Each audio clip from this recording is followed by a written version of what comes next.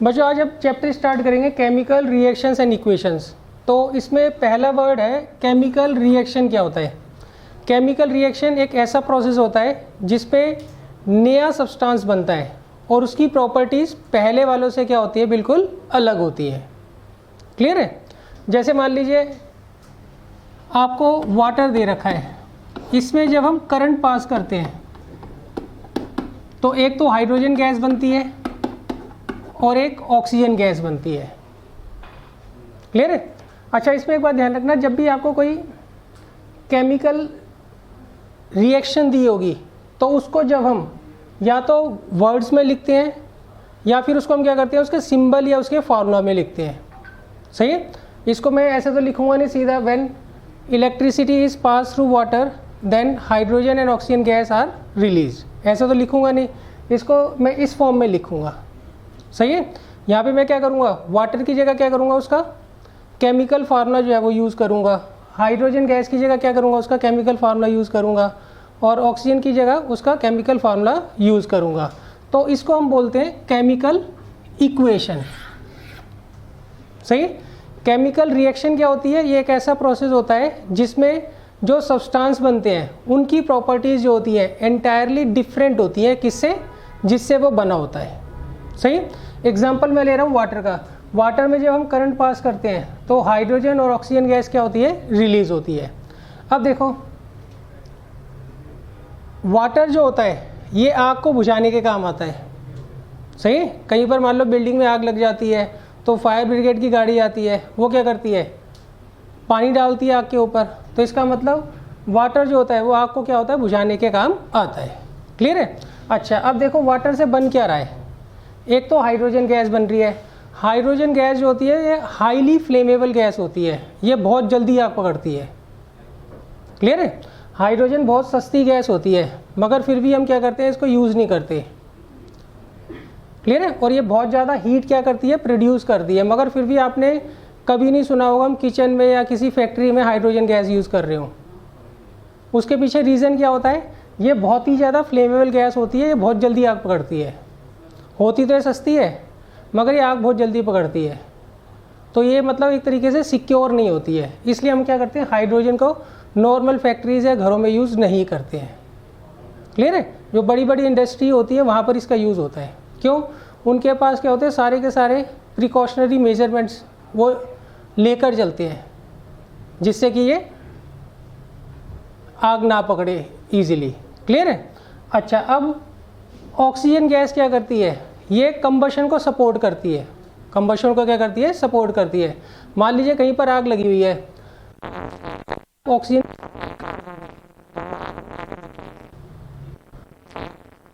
मान लीजिए आपने सारी खत्म कर दी, मतलब तो इस रूम में आग लग सकती है चाहे जो। क्लियर है? अब देखो वाटर है, ये आग को क्या करता है, बुझाने के काम आता है। हाइड्रोजन गैस जो होती है ये फ्लेमेबल गैस है, बहुत जल्दी आग पकड़ती है और ये क्या करता है, कंबशन को सपोर्ट करता है। क्लियर है? तो वाटर और इनकी प्रॉपर्टीज़ बिल्कुल अलग है ना, जस्ट अपोजिट ही है। ये तो आग को बुझाने के काम आ रहा है और ये आग को क्या कर रहे हैं, भड़काने के काम आते हैं। तो इसका मतलब यहाँ पर वाटर से जो दो गैसेस बनी है उनका जो नेचर है वो इससे मैच नहीं करता है। तो इस प्रोसेस को हम क्या बोलेंगे, केमिकल रिएक्शन बोलेंगे। सही है? अच्छा, जब मैं इसको केमिकल फार्मूलाज की फॉर्म में एक्सप्रेस करता हूँ तो वो क्या कहलाएगी, केमिकल इक्वेशन कहलाएगी। यहाँ की बात समझ? केमिकल रिएक्शन और केमिकल इक्वेशन दोनों में क्या होता है, डिफरेंस होता है। केमिकल रिएक्शन क्या होता है, प्रोसेस होता है। अब उस प्रोसेस के अंदर जो रिएक्टेंट जो स्टार्टिंग में हम यूज़ करते हैं वो क्या होता है, रिएक्टेंट होता है, और जो बाद में बनता है रिएक्शन के बाद उसे क्या बोलते हैं, प्रोडक्ट। सही है? तो केमिकल रिएक्शन क्या हो गया, एक ऐसा प्रोसेस हो गया जिसमें रिएक्टेंट की प्रॉपर्टीज़ प्रोडक्ट से क्या होती हैं, अलग होती हैं, डिफरेंट होती हैं। यहाँ तक क्लियर है? अच्छा, अब इस केमिकल रिएक्शन को जब मैं एक्सप्रेस करूँगा तो उसके लिए मैं क्या करूँगा, जो जो रिएक्टेंट और प्रोडक्ट आ रही हैं इसमें उसको हम क्या करेंगे, in terms of their chemical formula लिखेंगे। तो इस रिप्रेजेंटेशन को हम क्या बोलते हैं, केमिकल इक्वेशन बोलते हैं। क्या बोलते हैं? Chemical equation. यहाँ की बात समझ। अच्छा, अगर मैं इसको ऐसे लिखूँ, ये वाटर है, इसमें मैंने करंट पास किया तो क्या बन रही है? एक तो हाइड्रोजन गैस बन रही है और एक ऑक्सीजन गैस बन रही है। तो इसे मैं क्या बोलूँगा? वर्ड इक्वेशन बोलूँगा, वर्ड इक्वेशन। और इसे क्या बोलते हैं? Chemical equation. जो प्रोसेस होता है उसे हम बोलते हैं केमिकल रिएक्शन। उस प्रोसेस के अंदर जो रिएक्टेंट यूज़ हो रहे हैं, जो प्रोडक्ट यूज़ हो रहे हैं, उनको जब हम in terms of their chemical formula लिखते हैं तो वो क्या कहलाती है? केमिकल इक्वेशन कहलाती है। सही है। अगर आप वर्ड्स में लिखते हो तो क्या कहलाएगी? वर्ड इक्वेशन कहलाएगी। ये तो क्लियर है आपको? ये नोट करना है तो कर लीजिए आप लोग। तो अब इसकी देखिए डेफिनेशन क्या है। These are the processes in which new substance with new properties are formed। ये एक ऐसा प्रोसेस होता है जिसमें नया सब्सटेंस बनेगा और उसकी प्रॉपर्टीज़ क्या होगी? इनिशियली जो हम यूज़ कर रहे हैं उससे क्या होगी? अलग होंगी। क्लियर है? अच्छा, नेक्स्ट है during chemical reactions are rearrangement of atoms take place between the reacting substances to form a new substances having entirely different properties. अब देखिए होता क्या है केमिकल रिएक्शन में, इसमें ना ये रीअरेंजमेंट हो रहा है एटम्स का। यहाँ पे किस किस के एटम्स हैं? हाइड्रोजन और ऑक्सीजन के। यहाँ पे भी हाइड्रोजन और ऑक्सीजन के ही एटम है। कोई नए एलिमेंट का, कोई किसी भी नए एलिमेंट का कोई एटम यहाँ पर नहीं आएगा। जो यहाँ पर रिएक्टेंट में एलिमेंट है उन्हीं के एटम यहाँ पर आपको देखने को मिलेंगे। बस उनका क्या होगा? रीअरेंजमेंट हो जाएगा। उनका अरेंजमेंट क्या हो जाएगा? अलग हो जाएगा। यहाँ पे अरेंजमेंट क्या है? हाइड्रोजन के 2 एटम जो है मिलकर ऑक्सीजन के 8 एटम के साथ रिएक्ट कर रहे हैं। क्लियर है? और यहाँ पर हाइड्रोजन के 2 एटम आपस में मिलकर क्या कर रहे हैं? एक कंपाउंड बना रहे हैं। और यहाँ पे ऑक्सीजन के 2 एटम मिलकर आपस में क्या कर रहे हैं? एक कंपाउंड बना रहे हैं। सही है। तो यहाँ पे क्या हो रहा है? अरेंजमेंट ही तो डिफरेंट हो रहा है।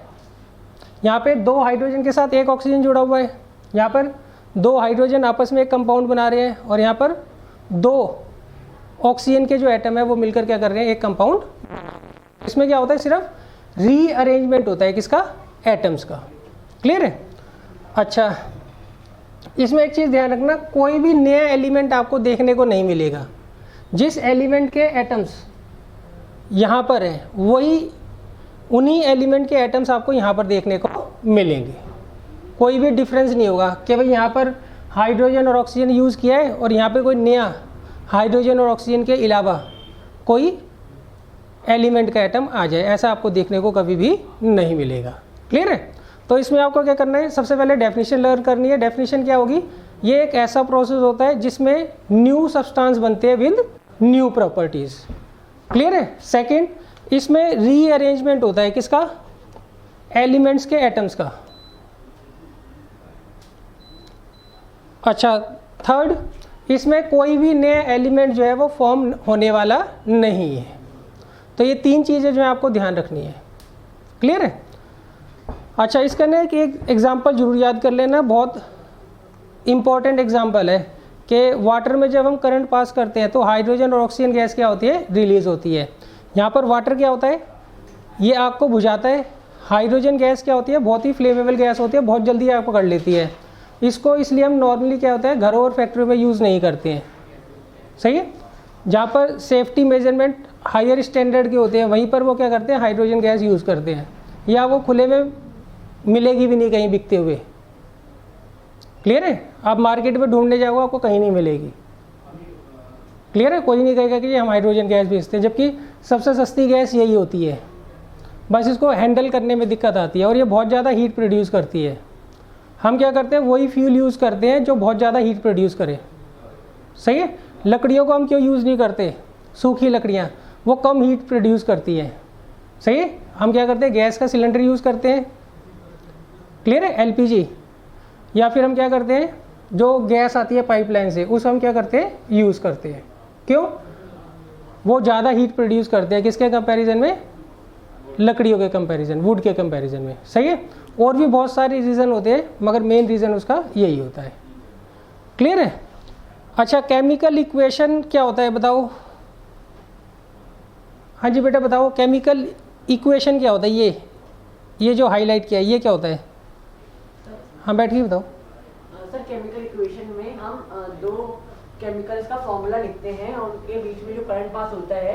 नहीं, केमिकल इक्वेशन क्या होता है, ये तरीका होता है केमिकल रिएक्शन को रिप्रेजेंट करने का, सही है। मगर हम क्या करते हैं यहाँ पे रिएक्टेंट और प्रोडक्ट का क्या लिखते हैं, केमिकल फार्मूला या सिंबल लिखते हैं। या तो सिंबल यूज़ करेंगे या फिर हम क्या करेंगे उसका केमिकल फार्मूला यूज़ करेंगे। क्लियर है। अच्छा, मैं अगर केमिकल रिएक्शन बोल रहा हूँ, एक करंट पास करते हैं हाइड्रोजन और ऑक्सीजन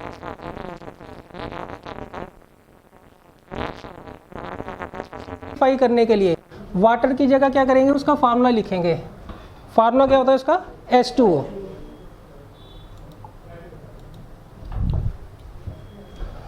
फार्मूला क्या होता है, H2O। यहाँ मैं लिख दूंगा करंट पास कर रहे हैं ना, तो कौन कौन सी गैस बनती है, हाइड्रोजन और ऑक्सीजन गैस क्या होती है यहाँ पर रिलीज होती है। क्लियर है। तो अब मैं इसको रिप्रेजेंट कर रहा हूँ केमिकल रिएक्शन को किसके, उसके केमिकल फार्मूला की फॉर्म में। तो ये क्या कहलाएगी, केमिकल इक्वेशन कहलाएगी। सही है। अच्छा, अगर मैं वर्ड्स में लिख देता हूँ ऐसे इंग्लिश में, जैसे वाटर है और इसमें करंट पास हो रहा है, तो क्या बनेगी, हाइड्रोजन गैस बनेगी और ऑक्सीजन गैस बनेगी। तो ये क्या कहलाएगी, वर्ड इक्वेशन कहलाएगी।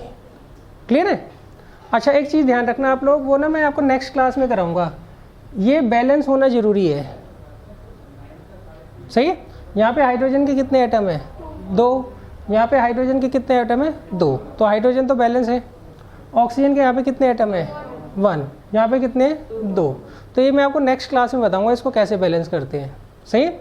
आज हम क्या करेंगे, पहले देख लेंगे केमिकल रिएक्शन क्या होती है, इक्वेशन क्या होती है और उनके फीचर्स क्या होते हैं, उनकी कैरेक्टरिस्टिक्स क्या होती हैं, आज ये पढ़ेंगे। अच्छा, अब देखिए यहाँ पर हम एक एग्जांपल ले रहे हैं।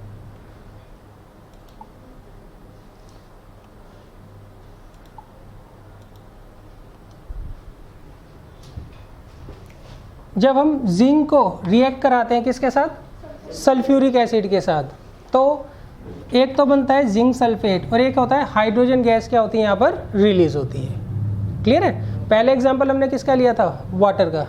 अब किसका एग्जांपल ले रहे हैं हम, जिंक और सल्फ्यूरिक एसिड का। क्लियर है। अच्छा, जिंक को जब हम सल्फ्यूरिक एसिड के साथ रिएक्ट कराते हैं तो क्या बनता है, एक तो जिंक सल्फेट बनता है और एक क्या बनता है, हाइड्रोजन गैस क्या होती है यहाँ पर रिलीज होती है। क्लियर है। अच्छा, अब ये क्या कहलाएगा, ये कहलाएगी वर्ड इक्वेशन। ये क्या कहलाएगी, वर्ड इक्वेशन। क्लियर है। अच्छा, अब मैं क्या करता हूँ, मुझे सिंबल्स और केमिकल फार्मूला जो है वो पता है।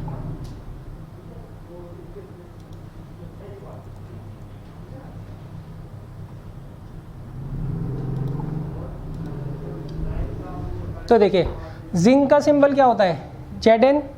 सल्फ्यूरिक एसिड का फार्मूला ये धीरे धीरे ना मैं आपको लिखवा दूंगा, ये भी आपको जो है कम से कम 25-30 कंपाउंड्स के जो है केमिकल फार्मूला याद होने चाहिए।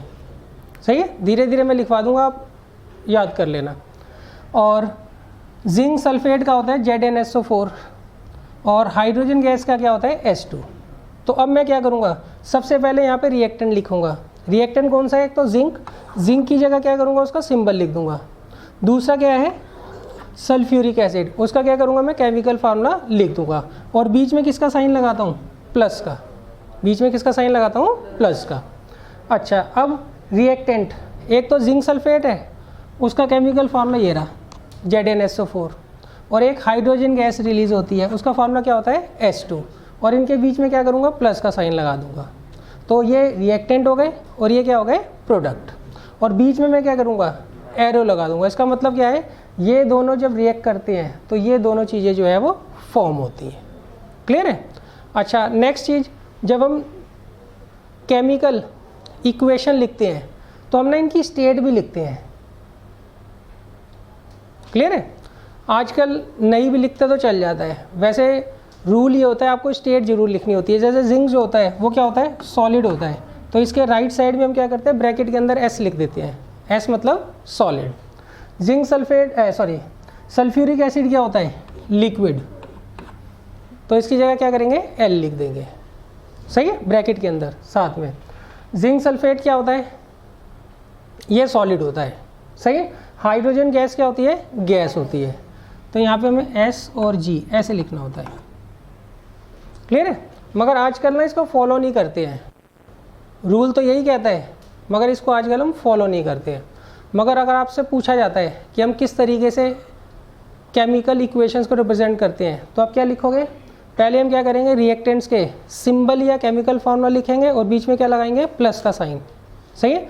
फिर हम क्या करेंगे, प्रोडक्ट्स के सिंबल है तो सिंबल लिखेंगे, केमिकल फार्मूला लिखेंगे और बीच में क्या करेंगे, और इनमें रिएक्टेंट और प्रोडक्ट के बीच में हम क्या करते हैं, एरो लगाते हैं, और फिर सबकी स्टेट जो है उसके सामने मेंशन कर देते हैं, क्लियर है।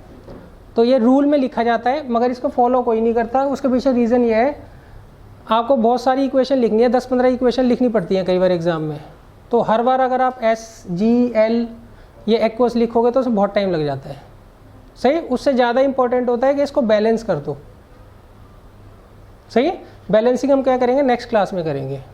अभी हो सकता है जो मैं इक्वेशन लिख रहा हूँ वो बैलेंस हो भी सकती है और नहीं भी हो सकती है, तो उसकी हेडेक अभी हमें नहीं लेनी है, क्लियर है। तो अच्छा, अब देखिए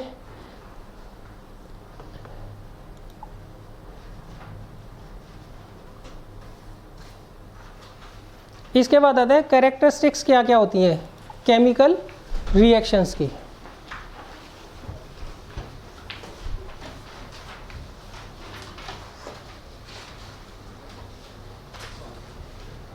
देखिए अब हमारा नेक्स्ट टॉपिक है कैरेक्टरिस्टिक्स ऑफ केमिकल रिएक्शंस।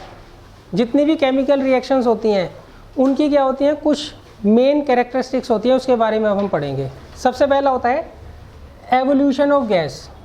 कई ऐसी केमिकल रिएक्शंस होती है जिसमें कोई गैस क्या होती है, रिलीज होती है। अब इसका एग्जांपल पढ़ेंगे हम, क्लियर है। अच्छा, सेकंड फॉर्मेशन ऑफ प्रेसिपिटेट।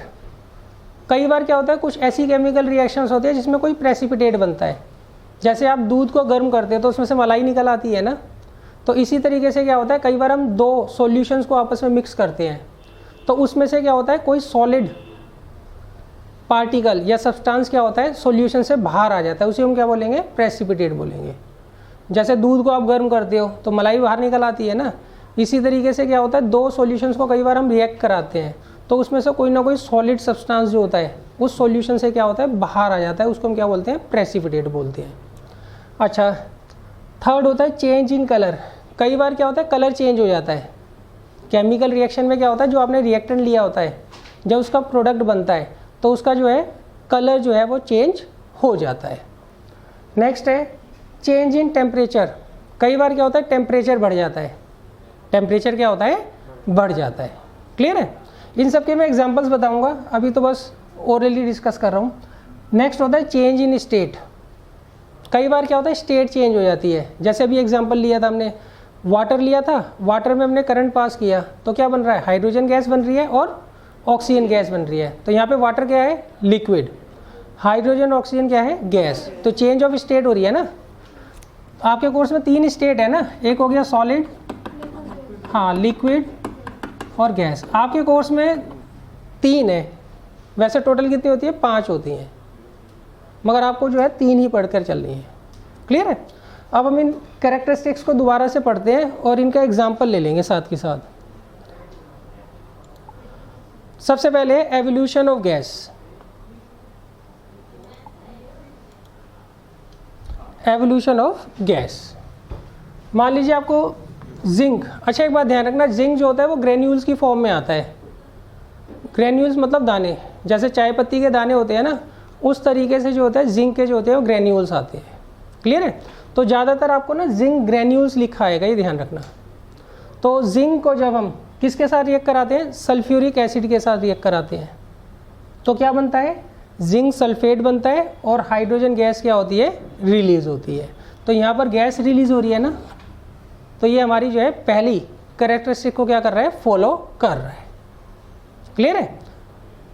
जब हम जिंक को क्या करते हैं, सल्फ्यूरिक एसिड के साथ रिएक्ट कराते हैं तो क्या बनता है, जिंक सल्फेट बनता है और हाइड्रोजन गैस क्या होती है, रिलीज होती है। क्लियर है बच्चों। तो इसका मतलब यहाँ पे गैस क्या हो रही है, इवॉल्व हो रही है। तो ये हमारी कौन सी कैरेक्टरिस्टिक को फॉलो कर रहा है, फर्स्ट को। क्लियर है। अच्छा अब देखिए सेकंड है फॉर्मेशन ऑफ प्रेसिपिटेट। बच्चों ये जो है ना रिएक्शन सबसे इंपॉर्टेंट है, इसी से ज़्यादातर क्वेश्चन आता है। प्रेसिपिटेट की कम से कम आपको जो है ना 5 या 6 रिएक्शंस याद कर लेनी है, इसमें से एक ज़रूर आती है। क्लियर है।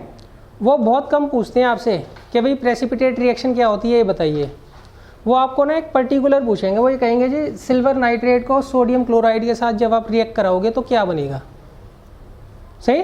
तो ऐसी 5-6 रिएक्शंस मैं आपको नोट्स में दे दूंगा, डिस्कस भी कर लेंगे, उनको अच्छे तरीके से याद कर लेना। बाकी कोई रिएक्शन याद करो ना करो, ये ज़रूर कर लेना। सही। ये सबसे इम्पॉर्टेंट है और इससे एक क्वेश्चन ज़्यादातर आ ही जाता है। अब देखिए सबसे पहले तो प्रेसिपिटेट क्या होता है। आप precipitate is a solid product which separate outs from the solution during a chemical reaction. कई बार हम क्या करते हैं, दो सॉल्यूशंस को क्या करते हैं, आपस में रिएक्ट कराते हैं। तो कई बार उनमें से क्या होता है, कोई सॉलिड सब्सटेंस जो होता है सॉल्यूशन से बाहर आ जाता है, उसे हम क्या बोलते हैं, प्रेसिपिटेट बोलते हैं। उसे क्या बोलते हैं, प्रेसिपिटेट। क्लियर है। अच्छा अब इसका एग्जांपल लेते हैं। सिल्वर नाइट्रेट को जब हम किसके साथ रिएक्ट कराते हैं, सोडियम क्लोराइड के साथ, तो इसमें दो चीज़ें बनती हैं। एक तो बनता है सिल्वर क्लोराइड और दूसरा बनता है सोडियम नाइट्रेट। क्लियर है। इसमें ये जो होता है सिल्वर क्लोराइड, ये क्या होता है, वाइट पीपीटी होता है। ये क्या होता है, वाइट पीपीटी होता है। क्लियर है। तो ये रिएक्शन आपको याद रखनी है। और वो पीपीटी का कलर जो है, जितनी भी प्रेसिपिटेट वाली रिएक्शंस होंगी जिसमें प्रेसिपिटेट फॉर्म होगा, उसमें जो प्रेसिपिटेट बनता है ना उसका कलर भी याद रखना। कई बार वो आपसे ये पूछ लेते हैं एक ऐसी रिएक्शन लिखो जिसमें वाइट प्रेसिपिटेट बनता है। सही। अब ना डायरेक्ट क्वेश्चन नहीं पूछते, वो आपसे ये कभी नहीं कहेंगे जी एक प्रेसिपिटेट रिएक्शन का एग्जांपल दे दो। वो तो या तो ये पूछेंगे सिल्वर नाइट्रेट को सोडियम क्लोराइड के साथ अगर हम रिएक्ट कराते हैं तो क्या बनता है, या वो कहेंगे जी ये बताइए वाइट पीपीटी जिस केमिकल रिएक्शन में बनता है उसको आप एक्सप्लेन करिए। किसी में येलो भी बनता है, वो मैं आपको करवा दूंगा। क्लियर है। तो दो हमने कैरेक्टरिस्टिक्स पढ़ ली, पहले एवोल्यूशन ऑफ गैस और दूसरा फॉर्मेशन ऑफ प्रेसिपिटेट। अब देखिए थर्ड है चेंज इन कलर।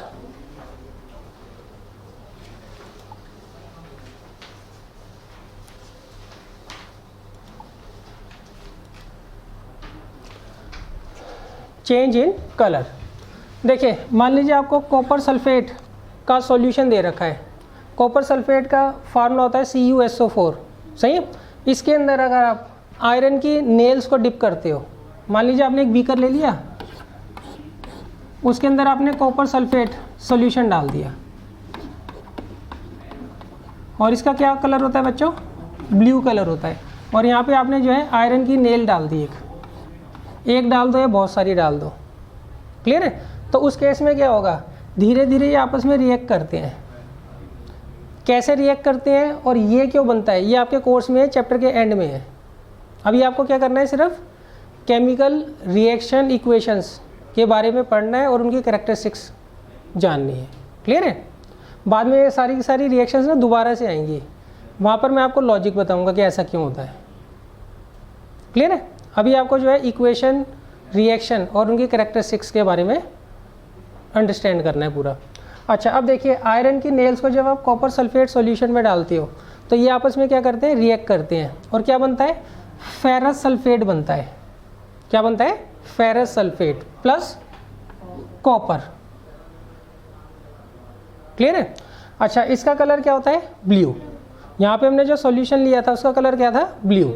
आप ये देखोगे धीरे धीरे ये जो सॉल्यूशन होगा, जैसे जैसे रिएक्शन आगे जाएगी, इसका कलर जो है वो ब्लू से क्या हो जाएगा, लाइट ग्रीन हो जाएगा।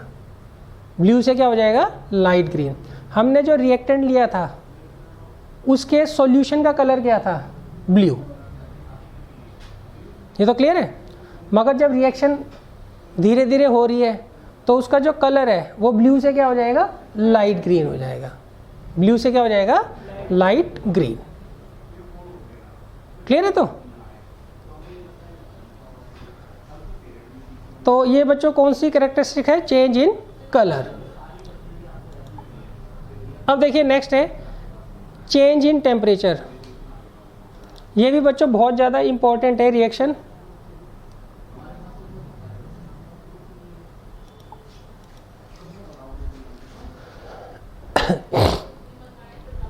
देखिए पुराने ज़माने में क्या करते थे लोग, आजकल तो डिस्टेम्पर वगैरह आ गए हैं, वो क्या करते थे, चूना लेकर आते थे। ये होता है चूना, कैल्शियम ऑक्साइड, सही। इसे हम क्या बोलते हैं, क्विक लाइम भी बोलते हैं, या शॉर्ट में लाइम भी बोल देते हैं, सही है। ये बहुत इंपॉर्टेंट है रिएक्शन, प्रेसिपिटेट और ये। अच्छा, हम क्या करते थे, चूना लेकर आते थे और एक बड़ा सा लोहे का ड्रम किराए पे मिल जाता था, उसको पानी से भर लेते थे आधा, और उसके अंदर क्या करते थे, चूना डाल देते थे, सही। ये आपस में क्या करते थे, रिएक्ट होते थे, आपस में क्या करते थे, रिएक्ट करते थे, और बहुत ज़्यादा हीट क्या होती थी, रिलीज़ होती थी। बहुत ज़्यादा हीट क्या होती थी इस केस में, रिलीज़ होती थी, और क्या बनता था, कैल्शियम हाइड्रोक्साइड बन जाता था, सही। हम क्या करते थे, ड्रम लेकर आते थे किराए पे, उसके अंदर पानी डाल लेते थे और उसके ऊपर डाके चूना डाल दिया। धीरे धीरे वो रिएक्ट करेगा, जैसे जैसे रिएक्शन होगी, हीट क्या होगी उसमें से रिलीज़ होना चालू हो जाएगी, और ड्रम कई बार इतना गर्म हो जाता था कि कोई उसको हाथ भी नहीं लगा सकता, सही। हाथ ही उसका मतलब जल जाए, इतना ज़्यादा गर्म हो जाता था, इतनी ज़्यादा हीट क्या होती थी इसमें, रिलीज़ होती थी। फिर उसको छोड़ देते थे आधे एक घंटे के लिए। धीरे धीरे क्या होता था, जितनी हीट रिलीज़ होनी थी रिलीज़ हो जाती थी, और जो सॉल्यूशन हमें मिलता था वो क्या होता है, कैल्शियम हाइड्रोक्साइड, सही है। फिर हम क्या करते थे, ब्रश लेकर, बड़ा सा ब्रश आता था पहले, तब तो छोटे छोटे आते हैं, हम क्या करते थे, इसको सॉल्यूशन को क्या करते थे, दीवारों पे अप्लाई कर देते थे, सही है। पुरानी आपने देखी होगी, अब तो खैर डिस्टेम्पर वगैरह बहुत सारी चीज़ें आ गई हैं।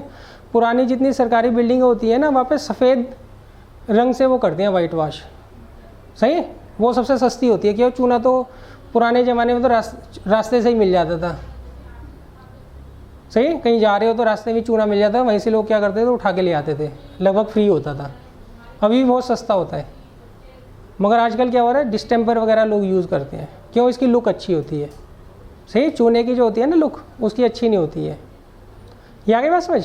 तो यहाँ पर क्या हो रहा है बच्चों, हीट क्या हो रही है, रिलीज़ हो रही है, तो इसमें क्या हो रहा है, चेंज इन टेम्परेचर हो रहा है। क्या हो रहा है, चेंज इन टेम्परेचर, सही। इसे हम स्लेक्ड लाइम बोलते हैं, स्लेक्ड लाइम लिखा हुआ है नोट्स में, क्लियर है। तो हम क्या करते हैं, ये होता है चूना, चूने को क्या करते हैं हम, पानी के अंदर डालते हैं, बहुत ज़्यादा हीट क्या होती है, रिलीज़ होती है। जब हीट सारी की सारी रिलीज़ हो जाती है, तो जो सॉल्यूशन हमें मिलता है वो क्या होता है, कैल्शियम हाइड्रोक्साइड का होता है। इस कैल्शियम हाइड्रोक्साइड के सॉल्यूशन को हम क्या करते थे, अप्लाई कर देते थे, किसके ऊपर, दीवारों के ऊपर, क्लियर है। अच्छा, स्टार्टिंग में जो होता है ना, दीवारें काफ़ी डल लगती हैं जब हम पेंट करते हैं, मगर एक दो दिन बाद क्या होता है, उसमें चमक आ जाती है। एक दो दिन बाद क्या होता है, इसमें चमक आ जाती है। अगर आपने अपने घर में भी केयरफुली देखोगे, जब वो एक कोट अप्लाई करते हैं तो कलर क्या होता है, हल्का सा डल होता है, धीरे धीरे उसमें क्या होती है, चमक आ जाती है। उस केस में होता क्या है, ये आप सेकंड चैप्टर में पढ़ोगे, मैं एक्सप्लेन कर देता हूँ थोड़ा सा। ये जो कैल्शियम हाइड्रोक्साइड है, इसको हमने क्या किया, दीवारों पे अप्लाई कर दिया, तो ये क्या करता है, एटमॉस्फेयर की कार्बन डाइऑक्साइड के साथ रिएक्ट करता है और क्या बना देता है, कैल्शियम कार्बोनेट बना देता है। इसका क्या बना देता है, कैल्शियम कार्बोनेट। और कैल्शियम कार्बोनेट में क्या होती है, चमक होती है, सही है। इनिशियली मान लो जो सफ़ेदी करने वाले लोग हैं हमारे घर में आते हैं, वो पहले एक कोट अप्लाई करते हैं, तो आपको दिखता होगा ना डल है, तो कई बार लोग क्या कहते हैं, जी दूसरा करो, दूसरे के बाद भी डल लगता है, वो कहते हैं जी तीसरा करो, वो तीसरे के बाद भी क्या होता है, डल लग रहा होता है, सही है। जबकि अगर आप 2 कोट अप्लाई कर देते हो और एक दिन बाद देखोगे दीवार, तो वही चमकती हुई नज़र आएगी आपको। ऐसा नहीं होता कि आप 10 कोट अप्लाई करोगे तो ज़्यादा चमक आएगी, क्लियर है। स्टार्टिंग में वो डल क्यों लग रहा होता है, क्योंकि वो कैल्शियम हाइड्रोक्साइड होता है। जब तक ये एयर की कार्बन डाइऑक्साइड के साथ रिएक्ट करेगा नहीं तो चमक आएगी नहीं। तो उसके लिए हमें क्या करना होता है, एक कोट अप्लाई करके उसे छोड़ दो एक दिन के लिए, तो आपको दिखेगा चमक आ गई है, सही है। उसे थोड़ी ना फ़र्क पड़ता है मज़दूर को, आप चाहे 10 कोट करवा लो, क्यों, सामान आपका लगेगा और उसकी लेबर बढ़ती रहेगी हर दिन की, सही है। अगर वो फिक्स कर कर आएगा पैसे कि जी मैं तो इतने में करूँगा, फिर नहीं वो करेगा फालतू के। क्लियर है। अगर आपको जी 10,000 में पूरे घर की आपने वो करनी है, सफ़ेदी करनी है, फिर नहीं वो करेगा दूसरा तीसरा कोट। अगर वो दिहाड़ी पे आ रहा है वो तो करे जाएगा कोट, उसको तो पता है कि जब तक हम 10-15 घंटे नहीं रुकेंगे चमक आएगी नहीं, वो तो करता रहेगा कोट। या के बात समझ। तो आप अभी इतनी रिएक्शन याद कर लीजिए, सेकंड वाली जो है ना वो सेकंड चैप्टर में आएगी, तब मैं आपको बता दूंगा। अच्छा, अब देखिए नेक्स्ट है change in state. Change in state के एग्जांपल बताओ बच्चों।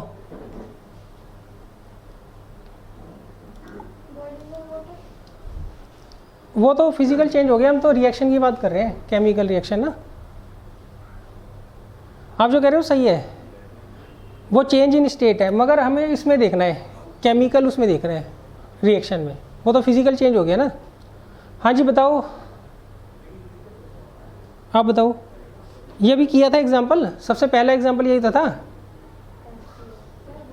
हाँ वाटर वाला, सही है। हम क्या करते हैं, वाटर लेते हैं, इसमें करंट पास करते हैं, तो क्या बनता है, हाइड्रोजन गैस बनती है और ऑक्सीजन गैस बनती है। ये एग्जांपल ना रट लेना है, ये बहुत जगह यूज़ होता है, सही है। अच्छे तरीके से दिमाग में बैठा लेना, बहुत जगह यूज़ होगा, जैसे जैसे चैप्टर बढ़ेगा मैं बता दूंगा, बहुत जगह यूज़ हो रहा होगा। क्लियर है। एक प्रेसिपिटेट रिएक्शन, प्रेसिपिटेट रिएक्शन देखो, प्रेसिपिटेट रिएक्शन इतनी इंपॉर्टेंट है कि अगर कोई टीचर भी जाता है ना इंटरव्यू के लिए कि मुझे 10th को पढ़ाना है 12th को पढ़ाना है, वो कहेंगे जी येलो प्रेसिपिटेट वाली रिएक्शन बताओ, ये इतना इंपॉर्टेंट है, सही है। एक ऐसी रिएक्शन बताओ केमिकल रिएक्शन जिसमें वाइट पीपीटी बनता है, तो ये मतलब ये नाम से पूछी जाती है रिएक्शन, तो इसको अच्छे तरीके से आप रिवाइज कर लेना। और एक बात ध्यान रखना, एनसीईआरटी की बुक में जो रिएक्शंस आपको दे रखी हैं उससे बाहर आपसे कोई भी रिएक्शन नहीं पूछी जाएगी और कभी भी नहीं पूछी जाएगी। उसके पीछे रीज़न ये होता है, अब जैसे मान लीजिए चेंज इन स्टेट है, इसकी 1000 रिएक्शंस हैं, सही है। अगर आप पढ़ोगे ढूंढने बैठोगे तो इसकी 1000 रिएक्शंस होंगी, और वो 1000 रिएक्शन किसी को भी नहीं आती होंगी, इवन किसी को 100 रिएक्शन भी नहीं आती होंगी, चाहे कोई जितना मर्जी बड़ा टीचर हो। तो उस केस में क्या होता है, आपके एनसीईआरटी में जो रिएक्शंस दे रखी हैं वो आपको जो है अच्छे तरीके से रिवाइज करनी है। जितनी भी रिएक्शन है केमिकल रिएक्शंस है वो आपके एनसीईआरटी के बाहर से कभी नहीं पूछी जाती, बस कुछ एक है इम्पोर्टेंट, क्योंकि स्कूल का जो एग्ज़ाम बनता है उसमें कुछ भी पूछ लेते हैं, तो इसलिए आपको थोड़ा बहुत एक्स्ट्रा करके जाना पड़ेगा, सही है। क्यों, पहले तो आप तो स्कूल वालों को देखोगे ना, स्कूल के प्री बोर्ड दोगे, यूटी दोगे, उसके बाद ही तो बोर्ड के एग्ज़ाम दोगे, तो इसलिए आपको थोड़ा बहुत एक्स्ट्रा पढ़ के चलना पड़ेगा। मगर फाइनल टर्म में क्या होता है, जो प्रेसिपिटेट रिएक्शन आपकी एनसीईआरटी में दी हुई है वही आपको आएगी, बाकी कोई भी आपसे नहीं पूछी जाएगी। क्लियर है। अच्छा अब ये बताओ, ये चेंज ऑफ स्टेट कैसे है, बताओ बेटा, ये चेंज इन स्टेट वाला एग्जांपल कैसे है। Sir, because H2O is liquid हाँ ये तो लिक्विड हो गया बच्चों, and both are gases. हाँ ये गैसेस हो गई, तो ये चेंज इन स्टेट हो रहा है ना। क्लियर है। तो अब देखिए, तो टोटल हमने कितनी कैरेक्टरिस्टिक्स पढ़ी हैं बच्चों, 5 कैरेक्टरिस्टिक्स पढ़ी हैं। अब देखिए कुछ ना ऐसी रिएक्शंस होती हैं केमिकल रिएक्शंस जो एक से ज़्यादा कैरेक्टरिस्टिक्स को फॉलो करती हैं, एक से ज़्यादा कैरेक्टरिस्टिक्स को फॉलो करती है। टोटल में कितनी पढ़ी है, और जरूरी नहीं है हर केमिकल रिएक्शन हर कैरेक्टरिस्टिक को क्या करे, फॉलो करे। कोई एक को करती है, कोई 2 को करती है, कोई 3 को करती है। क्लियर है। अब जैसे इसका एग्जांपल ले रहे हैं हम, for example the chemical reaction between zinc granules and dilute sulphuric acid. सही, हम क्या करते हैं, जिंक ग्रेन्यूल्स। अच्छा एक बात ध्यान रखना, जिंक के आगे ग्रेन्यूल्स के क्यों लिखा आता है, वैसे तो जिंक भी लिख सकते हैं, जिंक ग्रेन्यूल्स लिखा आता है क्यों, जिंक जो होता है ना वो दानों की फॉर्म में आता है, जैसे चाय पत्ती के दाने होते हैं, तो दानों को हम क्या बोलते हैं, ग्रेन्यूल्स बोलते हैं, इसलिए जिंक ग्रेन्यूल्स लिखा आता है। सही है, ये घबरा मत जाना कि जिंक तो पढ़ा था, जिंक ग्रेन्यूल्स क्या होता है। जिंक ग्रेन्यूल्स मतलब जिंक के दाने। अच्छा अब देखिए, जब हम जिंक ग्रेन्यूल्स को किसके साथ रिएक्ट कराते हैं, हाँ डाइल्यूट सल्फ्यूरिक एसिड के साथ रिएक्ट कराते हैं, तो इसमें क्या होता है, एक तो हाइड्रोजन गैस रिलीज होती है, क्या बनता है बच्चों, जिंक सल्फेट बनता है ना, और हाइड्रोजन गैस क्या होती है, रिलीज हो रही है। तो हाइड्रोजन गैस रिलीज हो रही है तो एवोल्यूशन ऑफ गैस वाली कैरेक्टरिस्टिक को क्या कर रहा है, ये फॉलो कर रहा है। सेकंड, इसमें क्या होती है, बहुत ज़्यादा हीट क्या होती है, प्रोड्यूस होती है, तो इसलिए ये चेंज इन टेम्परेचर का भी क्या होगा, एग्जाम्पल होगा। क्लियर है। तो ये दो कैरेक्टरिस्टिक्स को फॉलो कर रही है, पहला एवोल्यूशन ऑफ गैस और दूसरा चेंज इन टेम्परेचर। यहाँ तक क्लियर है। अच्छा, अब देखिए कुछ क्वेश्चन आंसर्स हैं, आप बेशक नोट्स में देख के बताइए। सही। पहला क्वेश्चन है, give one example of a chemical reaction.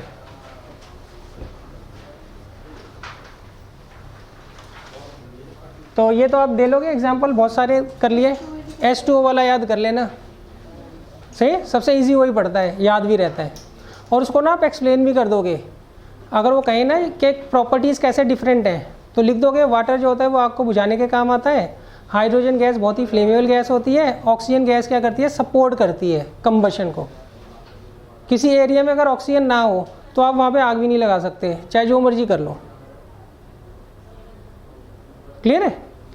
अच्छा, दूसरा example, state characteristics of chemical reaction which takes place when dilute sulphuric acid poured over zinc granules. जब हम जिंक ग्रेन्यूल्स को सल्फ्यूरिक एसिड के साथ रिएक्ट कराते हैं तो कौन सी दो कैरेक्टरिस्टिक्स वो फॉलो करता है, evolution of gas, change in temperature. तो ये आप नोट्स में देख लेना, अच्छी तरीके से रिवाइज कर लेना। सही है। अच्छा, what is chemical equation.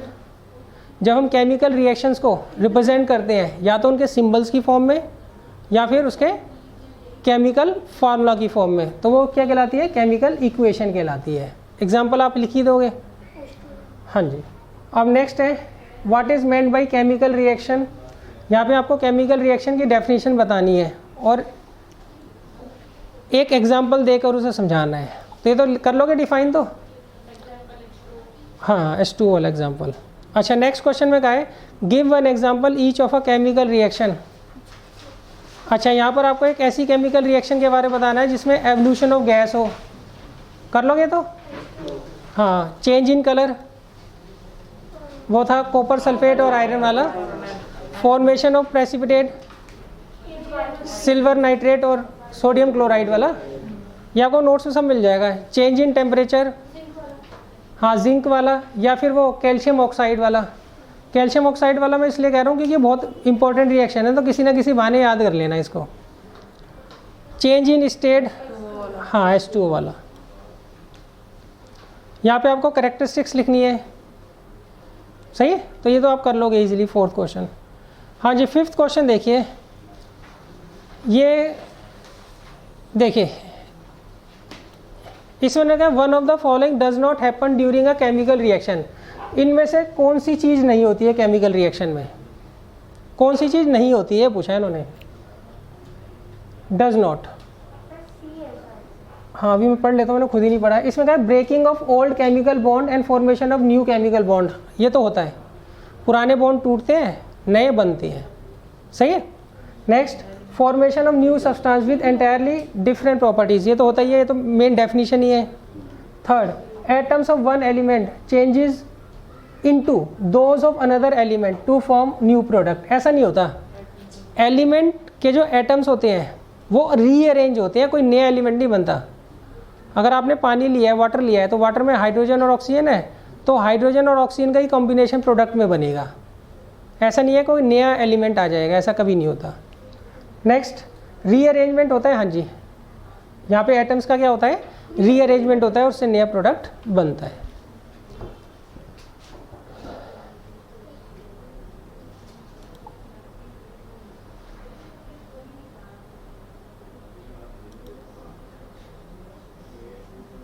Six बच्चों आपको खुद करना है, इजी है ये भी, नाइन्थ का ही है क्वेश्चन मिल गई तो।